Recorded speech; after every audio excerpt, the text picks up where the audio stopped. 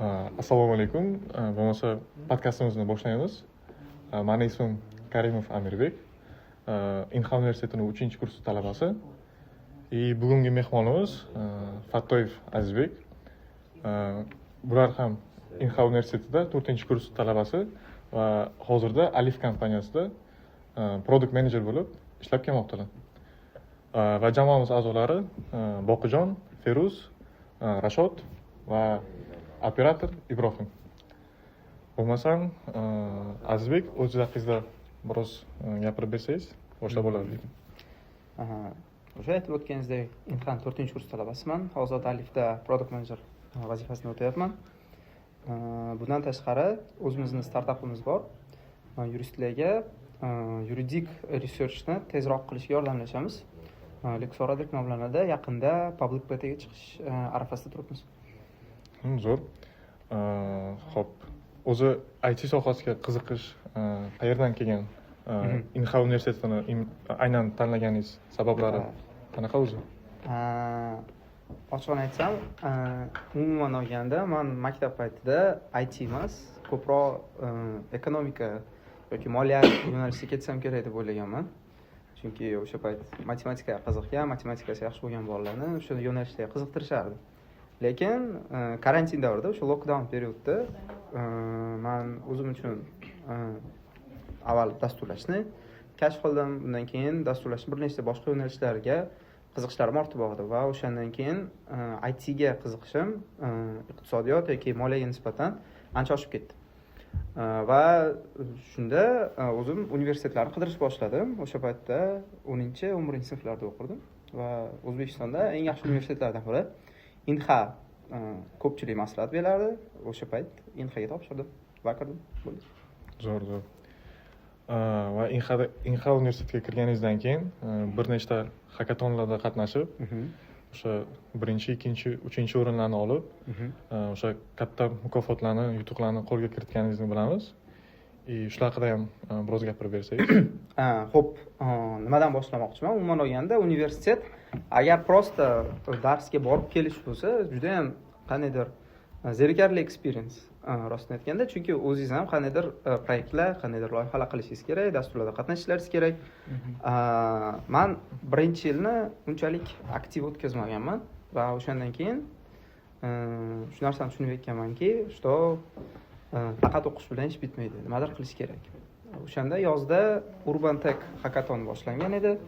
Sun'iy intellektga asoslangan jamoa yig'ganman, gruppalarda qidirib Inhadagi va qatnashib o'sha yerda eng yaxshi sog'liqni saqlash texnologiyalarida birinchi o'rin olganmiz.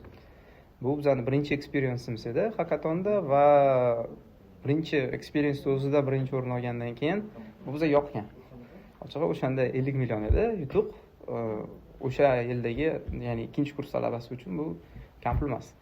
Va biza o'shandan keyin chiqadigan barcha o'sha katta hackathonlarda qatnashganmiz. Zo'r. Qanday bo'lgan u birinchi intuitsiya baribir yetganingizda hackathonda? Ochig'ini aytsam, men o'ylaganman-da, prosta boramiz, qatnashamiz experience uchun. Хотя бы nimadir olib kelamiz. Merch olamiz, hech bo'lmaganda deb o'ylaganman. Bitta futbolka, bitta anaqa olamiz deb o'ylaganman. Eng katta pul mukofoti qancha? Qaysi proyektda bo'lgan? Tak. Pul mukofoti bo'lsa, aynan pulni o'zi bo'lsa, menimcha Urban Tech bo'lgan. Undan tashqari Sharpist degan hackathonda qatnashganmiz. Bu yoqda $3000 edi, adashmasam pul mukofoti. Qanaqa bo'lgan bu? U yoqda management system bo'lgan, class management system. Bizada o'sha bolalarni, ya'ni talabalar, o'quvchilarni uspevayemosти, darsga e'tibor berishi, umuman darsga qarayaptimi yo'qmi, o'shani analiz qilish uchun biz sun'iy intellekt yaratganmiz u yoqda.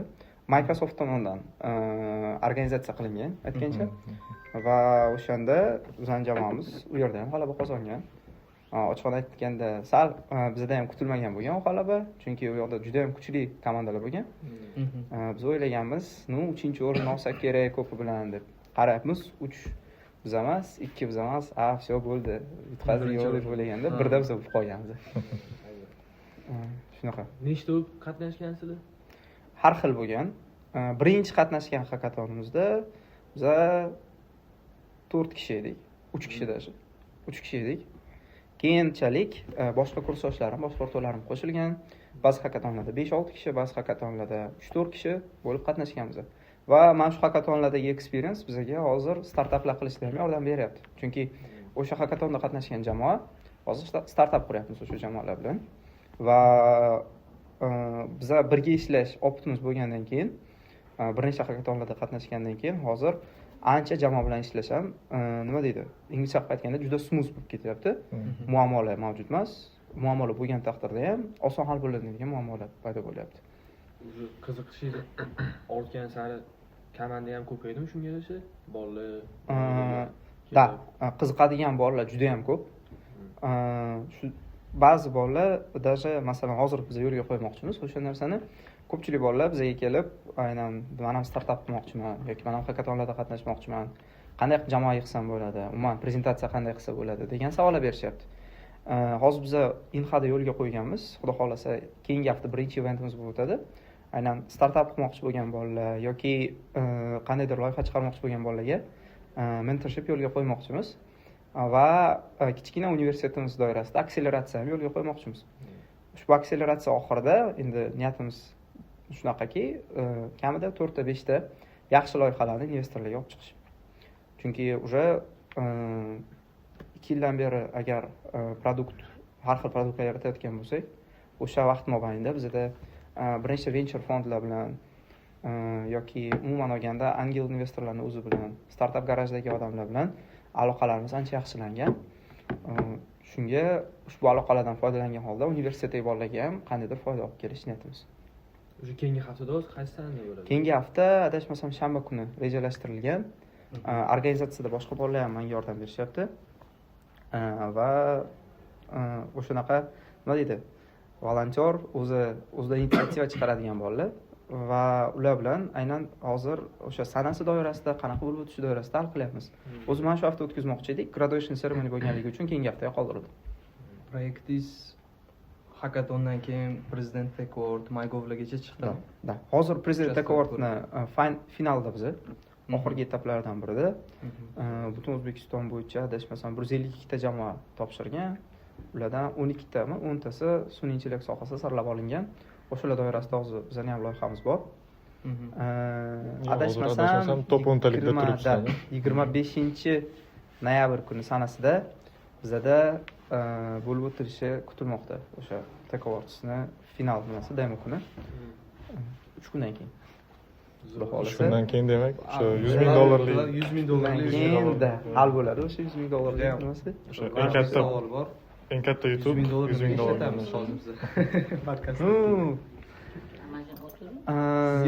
Nima desam bo'ladi? Avvalambor jamoani o'zi hech qanday to'lovlarsiz, hech qanday nima deydi, даже finansiy motivatsiyasiz, moliyaviy motivatsiyasiz ishladi. Bir necha oylar davomida. Birinchidan ularning mehnatiga yarasha taqdirlash niyatimizda bor. То есть shunchaki borini proyektga tiqaman desam, bu уже просто aytaman, yolg'on bo'lib qoladi. Lekin biza o'sha finansiy jihatdan berganimizdan so'ng albatta bir qismini loyihaga sarflaymiz. Yaqinda как раз public betaga chiqayotgan joyimizda marketingga sarflashga juda katta yordam beradi. Turli universitetlar bilan partnershiplar yo'lga qo'yishga yordam beradi. Umuman olganda, bundan tashqari agar iloji bo'lsa, hozir bolalar ko'psi part time ishlayapti. Ham o'zini ishida ishlaydi, ishdan kelgandan keyin loyihaga yordam beradi. Juda qulay qilib qo'yishadi shu joyni. Nosi bor, bitta yomon tomoni bor, odam charchaydi. Insof faktor bor. Charchagandan keyin uni nimasi tushib qoladi? Efficiency, productiveness tushib qoladi. Va hozir shunaqa jamoadoshlar bor. Ular o'zini yo'nalishida emas, part time ishlayapti. Prosta pul topish uchun. Bitirgan universitetni, bizada universitet bitirib ish topmasangiz, foydasi odamsiz oilaga. Pressure oshadi. Shunaqa niyat bor. Balkim ularga alohida oylik yozib, ofitsialni lучше proyektni ustida full time ishlasin, normal oylik bilan. Chem o'z yo'nalishida bo'lmagan boshqa yo'nalishda ishlagandan ko'ra. Shunaqa rejalarimiz ham bor. Endi rejalar ko'p, hali uni yutish kerak. Yutgancha vaqt kerak. Unga o'sha 3 kun, 4 kundan keyin hal bo'ladi. Imminni qanaqa nomlanadi? Nima edi? Sun'iy intellektni Lexora deb nomlanadi loyiha. Bu asosan yuridik ishlarni olib boradigan yuristlar yoki yuridik universitetda o'qiydigan studentlar uchun. Lexus emasmi? Yo'q, Lexus emas, Lexora. Ular ko'pincha, masalan, oddiy misol, sizga qandaydir hujjat keltirib berilsa yoki qanaqadir vaziyat bo'lsa, siz yurist bo'lsangiz, o'sha sohani o'rganishingiz kerak. Lexusga kirasiz, boshqa manbalardan qidirasiz. O'sha sohaga yoki o'sha vaziyatga mos keladigan hujjatlar bormi, qanaqadir yuridik hujjatlar, ular qanchalik darajada mos keladi, qanday foydalansa bo'ladi ulardan, hujjatni qanday tutib chiqish kerak. Masalan, misol keltiraman, bizda shunaqa кейс bo'lgan. Biz bilan ishlagan bitta yurist universitetda kontraktni dollarda belgilamoqchi bo'lishgan. Bu qonuniy emasmi, qonuniymi? O'zbekiston qonunlarida hujjatlar hammasi so'mda belgilanishi kerak deb yozilganmi? Mana shu narsani aniqlash kerak. Va men shu taskni o'zini bajarishga, to есть ha, yo'q deb javob berishga 3 kun vaqt ketgan. Bu juda ham ko'p. Lekin yuristlarning ishida aniqlik muhimroq vaqtdan ko'ra. Biz nima qildik? Bizning sun'iy intellektimiz hozir Lexus bazasiga полностью ulangan. O'zbekiston Jinoyat kodeksi, Ma'muriy kodeks, protsessual sudlarning nimasi. Ularning hammasini o'z ichiga oladi bazani va bergan savolingizga hozirda rekord daqiqa, eng ko'p sarflagan vaqt 2 daqiqa, o'rtacha 30-40 soniyada javob beradi. Javob beradi. Sizga javob beradi, hujjat tariqasida yaratib beradi va ishlatgan hamma so'zlarini ko'rsatib beradi. Sizlar prosta shu Lexus o'ziga ulab qo'ygansizlar, Lexusga ulangan, hammasini sun'iy intellekt ulangan. U endi bitta sun'iy intellekt model emas, u yerda ko'proq, bittadan ko'proq modellar ishlaydi. Bu agentic AI. Ya'ni u yoqda supervisor bor, agar arxitekturasini tushuntirmoqchi bo'lsam, u yoqda supervisor bor va har bitta vazifaga javob beradigan alohida agentlar bor. Supervisor agentlarga bo'lib beradi tasklarni va agentlar bajarib qaytib supervisorga olib keladi. Supervisor hamma tasklarni bitta qilib, pользовательga javobini qaytaradi. Bitta savol, nechta dasturchi bo'lib shu platformani yaratgansizlar? Nechta deb o'ylaysizlar? Bir kamida 4ta 5ta. O'ntacha bo'lsa kerak. O'zi katta proyekt bo'ladi. 10tacha bo'lsa kerak. 3 kishi ishlaydi loyiha ustida. Rostdan. Hakatonda o'zi shunaqa edi-da. Qancha vaqt oldi ekan shu? Butun loyiha ustida 3 kishi ishlayapmiz hozir. ML, backend, frontend va men. 3 kishi mana shu vazifalarni bajaramiz. Umuman olganda MVP ni qilishga bizga 1 oy vaqt ketdi.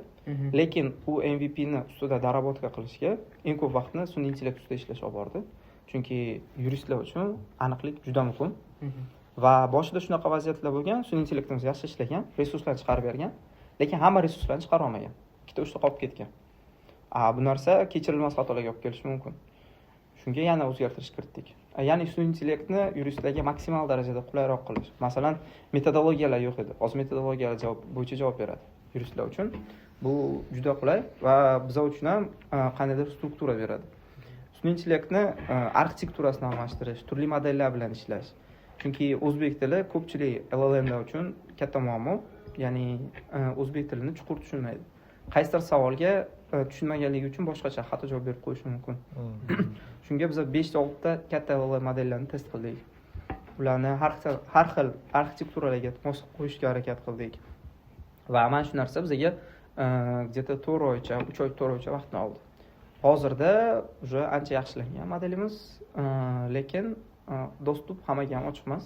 Faqat biz bilan ishlayotgan yuristlarga ochiq. Yaqinda yopib qo'ydik o'zi, chunki qarasak registratsiyalar soni biz o'ylaganmiz, faqat o'zimiz test qilyapmiz deb. Bizda registratsiya ochiq bo'lgan, qarasak registratsiya soni 30 dan oshib ketgan. Odamlar kirib nimalardir deb yozib ko'rgan o'zi va biz tokenlar rasxodini sal kamaytirish uchun hozirda registratsiyani faqat o'zimizdan o'tadigan qilib ko'rdik. Ya'ni registratsiya qilmoqchi bo'lsangiz bizga request yuborasiz. Biz o request ko'rib chiqamiz va sizga akkaunt ochib, emailingizga yuborib qo'yamiz. Proyekt patentlandimi? Patent qilmadinglar? Hali patentlanmadi. Chunki в принципе proyektni o'zini patentlash sal qiyin masala. Nimaga? Siz general narsaga patent bera olmaysiz. Oddiy misol, Yandex taksidan oldin Uber chiqgan. Ular bu ideyani o'zini patentlay olmaydi, lekin ichidagi arxitekturani patentlash mumkin. Qandaydir programmalar. Biz bu narsa haqida qidirib ko'rganmiz. Уже patentlovchi o'sha agentlar bilan gaplashib ko'rganman. Menga shunaqa javoblar kelgan. Lekin в принципе patentlash o'zi ham arzon narsa emas. Shunga Backend hali bo'lingan. конечно agar yaxshi loyiha bo'lib ketsa, nima deydi, ko'p многообещающий loyiha bo'lib ketsa, balkim ba'zi bir qismlarni patentlashga arzir. Lekin hozircha bu narsa menimcha prioritetda emas. Asosiy prioritet produktni maksimal darajada nima deydi, end user uchun foydali qilish. O'rtancha patentlash qancha narx chiqishi mumkin? Har xil nimani patentlashingizga bog'liq. Nimani patentlashingizga bog'liq. Shunaqa kichkina organizatsiyalar bor. Sizga patentni где-то $100, $200 ham qilib berishadi. Lekin ba'zi joylarga borsangiz 1000, 2000, 3000 dan oshib ketishi mumkin. Ular farqi nima?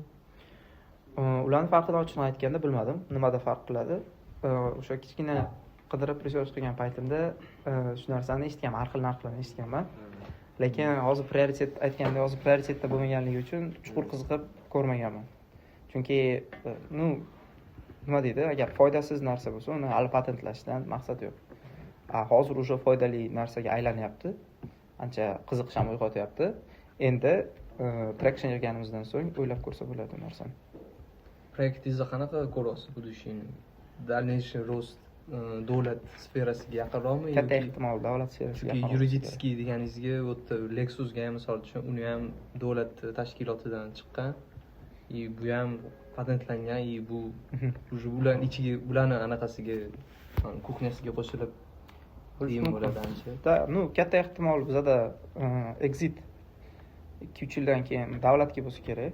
Chunki xususiy korxonalarga sotsa bo'ladi-yu, bu sal opasniyroq deb o'ylayman. Chunki u yoqda baribir ko'pchilik end userlarni nima deydi, privatniy masalalar bo'ladi, privatniy danilari bo'ladi va bunaqa danillarga eng katta qiziqish bildiruvchi bizada albatta davlat. Va agar nima deydi, successful bo'lsa, menimcha birinchi navbatda davlat qiziqish bildiradi bu narsaga. Va biz ham shu narsaga tayyorlanyapmizki, oxirida exit strategiya oxirida baribir davlat bilan bo'ladi. AI til tanlamaydimi? Til tanlamaydi, inglizcha, ruscha, o'zbekcha bemalol savol berishlaringiz mumkin. Shunaqa qiziq muammolar bo'lgan. Orada bizada AI ga ba'zida o'zbekcha savol berib, orasida qanaqadir ruscha so'z topib ketsangiz, sizga polностью ruschada javob beradigan yoki ruscha orasida qanaqadir o'zbekcha bersangiz, polностью o'zbekcha javob beradigan nimalar bor edi, baglar bor edi. Ular ustida ham mana shu LLMlar ustida ishlaganimizdan so'ng ularni bartaraf qildik. Startap hakatonlar haqida tushundik, masalan, o'sha bosib o'tgan yo'lingizni, muvaffaqiyatlaringizni. Endi ish faoliyatingiz haqida ozgina gapirib bersangizlar, Alifdan oldin ham endi ko'pchilik bilmasligi mumkin. Uzcardda ishlaganingizni bilamiz. O'sha Uzcardda qanaqa bo'lgan, keyin nimaga ketib qolgansiz Uzcarddan? Alifda qanaqa o'zi ish boshlagansiz? O'sha haqida gapirsangiz. Men 3-kurs bo'lganimda уже o'tgan yil mana shu paytlar menda juda ham seriozniy fikrlar ish haqida bo'lgan, o'zi karyera haqida bo'lgan. Chunki 3-kursdaman, yarim o'tdi. Men universitet vaqtida ulgurmasam, men o'zim viloyatdanman. Agar ulgurmasam bo'ldi, men viloyatga qaytishim kerak. Men bu narsani xohlamayman, chunki Toshkentda ko'proq imkoniyat bor. Albatta Buxoroda men maza qilib olaman, menga yoqadi, men yaxshi ko'raman, lekin imkoniyatlar Toshkentda. Va men harakat qilganman Toshkentda ish topishga, shtobi bitirgandan so'ng qaytmaslik uchun. Baxtimga o'sha payt Uzcard scholarship e'lon qilgan, Uzcard avlod degan va men unga topshirganman. O'sha topshirgan paytimda meni intervyuga chaqirishgandi. Intervyuda o'sha gaplashgandan so'ng meni rezyumem menimcha o'sha yerdagi odamlar tushib qolgan kimdir qo'liga va menga scholarshipdan so'ng o'sha seremoniyalardan so'ng menga telefon bo'lgan, Uzcardda stajirovka qilish xohlamaysizmi? Nima qanaqa rollarda? Xohlagan rolingizni ayting, biz sizga aniq qilamiz. Bo'ldi, men shu produkt management sohasiga qiziqaman, men shu sohada borman. Bo'ldi, hal qilamiz deyishgan va fevral oyida 2025-yil, mana shu yil men Uzcardga уже ishga stajyor sifatida ishga kirganman. Lekin ko'pga cho'zilmagan. Yozlarda уже iyunlargacha ishlaganman, iyunning o'rtalarigacha va bizani отдел almashgan. Ya'ni boshqa yoqda nima deydi? Tepadagi o'sha muammolar bilan bizani отдел almashgan. Meni boshqa отделga ko'chirmoqchi bo'lishgan. Boshqa отделda qarayapman. Вообще merchant bilan ishlash kerak. Men qiziqgan soha emas. Men stajirovka chista bu yoqda oylik ko'p emasdi. Men u yoqda просто opit olish uchun и yaxshi connection qilish uchun borganman. Qarayapman, men qiziqadigan soha emas. Menga kelajakda unchalik ko'p foydasi tegmasligi mumkin. To'g'ri, любой soha foydasi tegadi baribir, ishlagan bo'lsangiz agar. Lekin men o'zimni boshqacha nimada tasavvur qilganman. И plus bu yoqda menga komandirovkalarni aytishgan, komandirovkaga chiqish kerak. Ammo o'qish bilan komandirovkaga chiqishim qiyin bo'ladi. Va o'sha uchun men oxir Uzcarddan ketishga qaror qilganman. Qanday desam, где-то bir haftacha o'ylaganman, ketayin deb. Shu ish jarayoningiz qancha vaqt davom etgan? Fevraldan iyungacha. Ko'p bo'lmagan ekan. Ko'p bo'lmagan. To'g'ri, 5 oy. To'g'ri 5 oy. 4-5 oy bo'libdi. Shunaqa. No, menga foydali bo'lgan tomoni o'sha payt korporativ hayot qanaqa, umuman olganda kompaniyalarda ishlash qanaqa tushunib olganman. Taassurotlar qanaqa yoqdimi? Uzcard yaxshi kompaniyada, достаточно qiziqarli ishlash. Ko'pchilik o'ylaydi, protsessing, zerikarli bo'lsa kerak deb, pul o'tkazish bu yoqdan bu yoqqa, qanaqa produkt bo'lishi mumkin u yoqda deb o'ylaysizlar. A tak, yo'q. Достаточно qiziq bo'lgan. Menga eng yoqgan tomoni bizning отделdagi odamlar juda yaxshi odamlar tushib qolgan. Uzcard O'zbekistonda eng мощный anaqa hisoblanadi. Kompaniya. Kompaniyalardan biri hisoblanadi. Unda qanaqa bo'lgan masalan ish jarayoni juda ham disiplinirованный bo'lsa kerak, ish hamma ishlashi. Men stajyor bo'lganim uchun menga ko'p unaqa yuklanmagan vazifa. Chunki bilishgan, men o'qishim bor va buni to'g'ri qabul qila olishgan. Bundan tashqari menga yoqgan tomoni bizda har hafta treninglar bo'ladi. O'zim yo'nalishim bo'yicha, boshqa har xil yo'nalishlar bo'yicha va treningga haqiqatan ham o'sha sohadagi juda kuchli mutaxassislarni chaqirishgan. Va o'sha treninglarda ham men o'zimga kerakli bo'lgan ko'p ma'lumotlarni olishga muvaffaq bo'lganman. Va umuman olganda menda taassurotlar yaxshi Uzcard haqida va agar kelajakda imkoniyat bo'lganda yana bir marta topshirib ko'rgan bo'lardim o'sha ishga. Yo'q, endi. Uzcarddan keyin nima boshlagan? Uzcarddan keyin ketib qoldim. Lekin bor, may oyida Alif Akademiya PM roliga o'sha kurs ochgan. Men o'sha kursga topshirganman. Product managementga. Da, product managementga va Uzcarddan ketgan bir haftadan keyin men Buxoroda edim, qaytaman Toshkentga chaqirishgan. Intervyuga. Intervyudan o'tganman va iyul oylarida kurs boshlangan. Va men kursga borish boshlaganman. 3 oy kurs o'tdi. Sentyabr oxirlari, oktyabrlarda tugadi kurs. Shu Alif o'zida. Da. Va menga offer keldi full time'ga PM roliga. Hozir Alifda PM. Agar sir bo'lsa shu qanaqa oylik ajratadi? Har xil ajratadi. Ochiqni aytaman, Alif Uzcardga nisbatan kamroq ajratadi. Full time nisbatan. Lekin bor Alif Hop, mana biz 3-kursda birinchi semestrni deyarli bitirdik-da. Bizga hozir kelajakga nima maslahat bera olasiz? Nima deyishim mumkin? O'sha boshida aytganimdek, universitet просто dars kelib ketadigan joy emas. Asosan networking kuchaytirish kerak har xil odamlar bilan. Eventlarda ham qatnashib turinglar. Endi hammasida ham qatnashinglar demayman. Eventlar слишком ko'p. Lekin o'zlaringizga qiziq bo'lgan eventlarda, hackathonlarda agar qiziqsangizlar, qatnashib turinglar. U yoqda har xil yaxshi odamlar keladi. Ular bilan networking yaxshilab olsangizlar, kelajakda sizlarga ham foydasi ko'p bo'ladi. Harakat qilinglar. Nimadir o'zlaringiz ham hozir imkoniyat zo'rda studentlarga, chunki o'qiysizlar, sizlarga hech kim gapirmaydi. Ishlanglar, pul topishing kerak, ishlashing kerak, ishga bor deb. To'g'ri ishlayotgan odamlar ham bo'lishi mumkin. Agar ishlamayotgan bo'lsangizlar, qanaqadir loyiha qilinglar. Nimadir olib chiqinglar. Umuman o'xshamagan taqdirda xachabi rezyumeda men mana shunaqa loyiha qilganman, menda eksperiencem bor deb yozib qo'yasizlar. O'xshab ketsa, u yog'i endi peshonalar. Sizga o'xshab ketdim. Nimadir yaxshiroq chiqib qolishi mumkin undan. Kizmi yo'q. Chunki menda hozir unaqa narsa bo'lmagani bilan, lekin bizning jamoada ishlaydigan bolalarda hozir shunaqa bor. Chunki bitirdi, bizada bitirgandan so'ng ish topish kerak, oilaga yordam berish kerak. Ularda pressure ko'proq. Sizlarda unaqa pressure yo'q. Risk ham sizlarda unaqa katta emas. O'xshamasa, o'xshamabdi, mayli. Shunga maslahatim shu, nimadir o'zlaringiz ham qilishga harakat qilinglar. Faqat darsga kirish yoki faqat borib nima deydi, universitetga просто o'rtoqlarni ko'rib obed qilib kelishim. To'g'ri. Mayli, yaxshi bu narsa. Qandaydir qachon o'rtoqlaringiz bilan yaxshi networking bo'ladi. No, bundan tashqari nimadir qilishga harakat qilinglar. И bo'ldi, harakat qilinglar, universitetda ham fail bo'lmaslikka. Shu yerda podkastimizni o'sha qisqa muloqotimizni tugatamiz. Sizga ham o'sha bo'lishgan fikrlaringiz, maslahatlaringiz uchun rahmat. Ajratgan vaqtingiz uchun rahmat. Rahmat. И ko'radiganlarga ham e'tiboringiz uchun rahmat. Salomat bo'ling. Salomat bo'ling.